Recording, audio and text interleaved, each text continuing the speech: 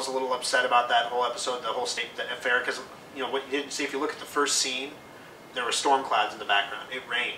So we went off-site, got rid of all of our tickets at the mall and everything, and then it rained. So if you're already at the fair in the rain, you'll go see the movie, because you're in the rain already. Right. That if you're at home warm and dry, you're not going to go out in the rain to watch an outdoor movie. And so we just got smoked.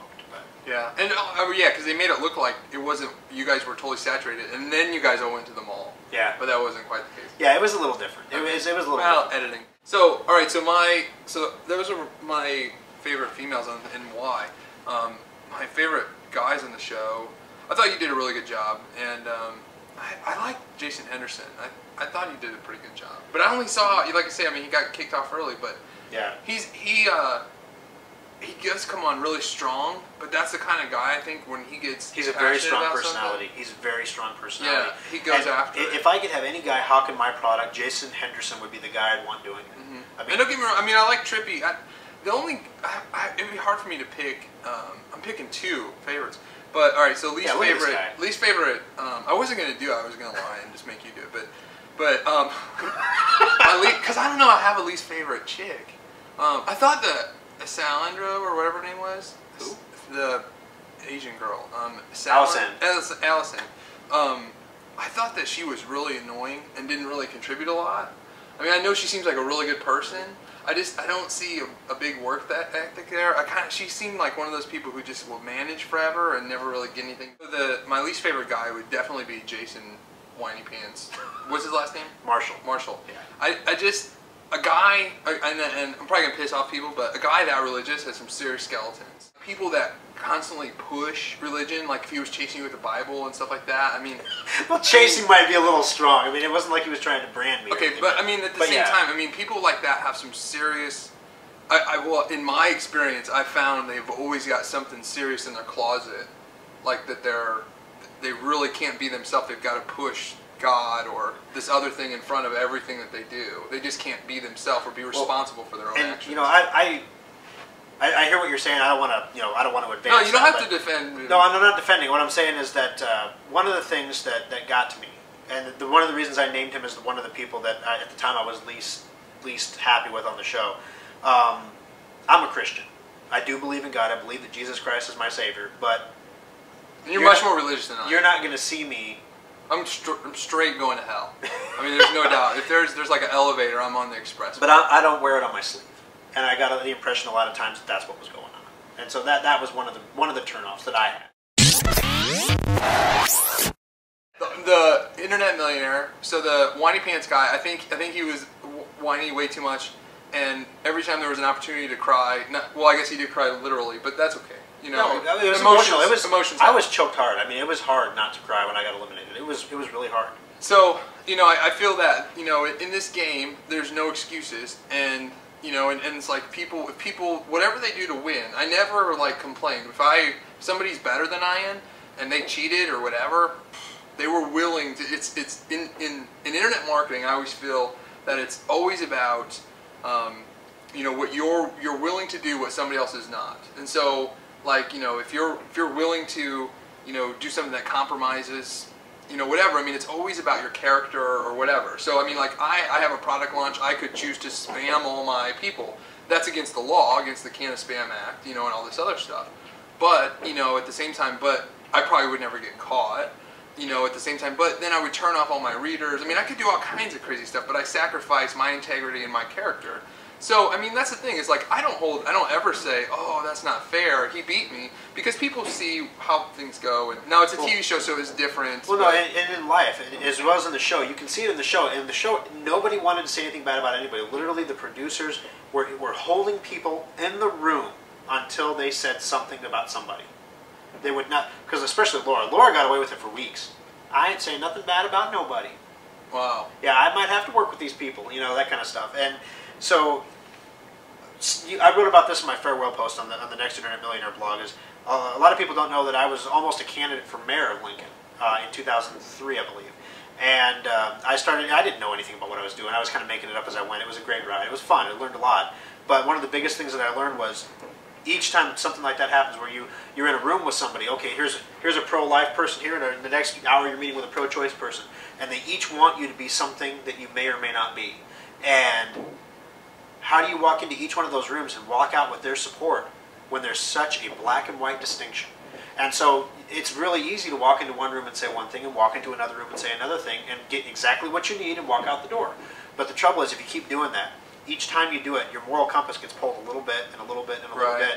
And eventually, before you know it, you're not the person you started when you walked in the door.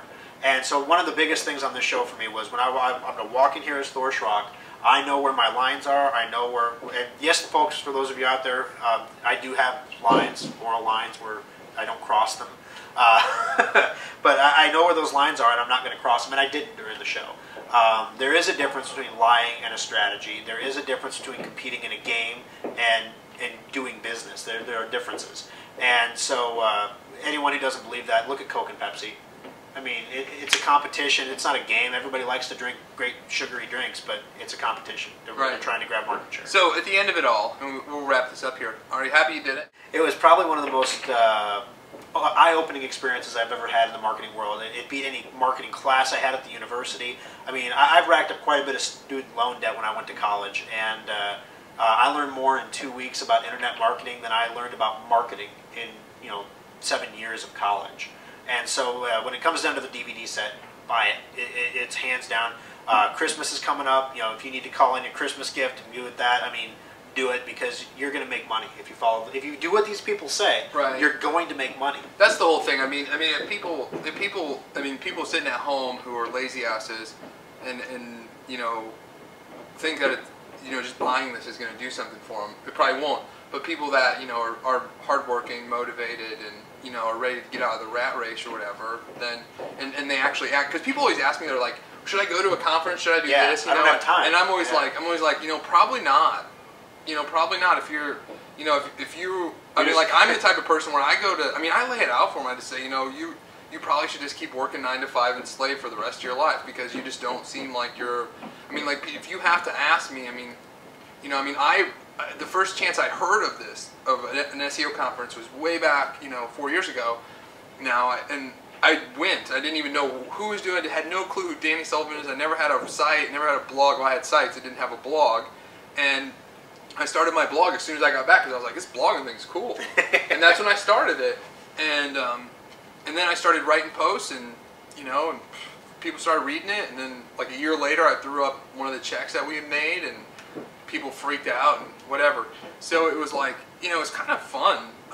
But I always tell people, like, like, auction ads came from PubCon last year.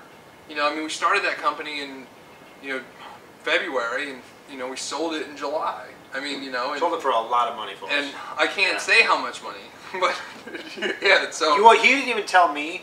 All I do is whenever I talk to him about it, his eyes get really big. So I know if his eyes are getting big, it was cool.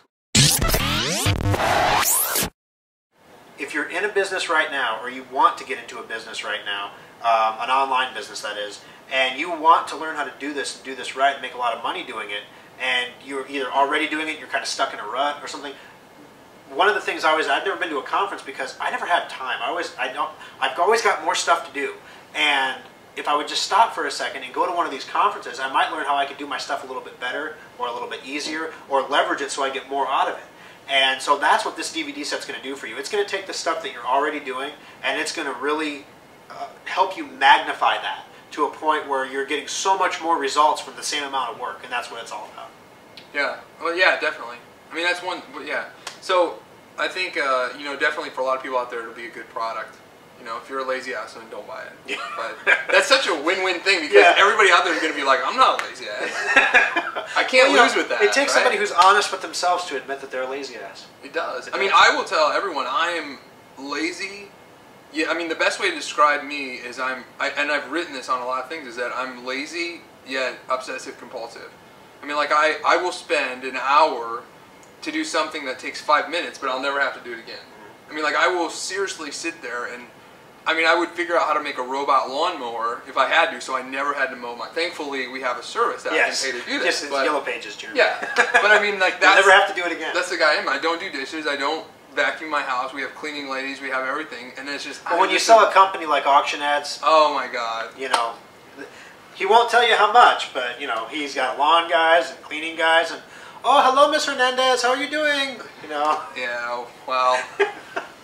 Whatever. You can All right. that. Well, everybody. Hopefully, you found this enjoyable, and thanks Thor for coming on.